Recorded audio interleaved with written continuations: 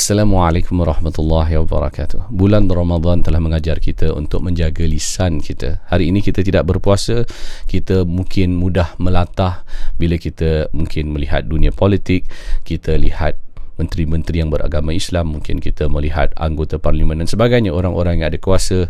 Mulut kita jangan celupar, mudah mengkafirkan orang. Jangan kita senang-senang cakap dia ni murtad, dia ni kafir, kerana tuduhan-tuduhan ini seandainya tidak jatuh kepada mereka, mereka tidak layak menerimanya, akan jatuh kepada diri kita. Maka kita harus mengawasi mulut kita. Kita sebagai orang awam melihat ketua-ketua, kita melihat orang yang memegang jawatan, kita harus mendoakan mereka agar mereka menjadi hamba Allah Subhanahu wa taala yang bertakwa, yang bertanggungjawab, yang amanah.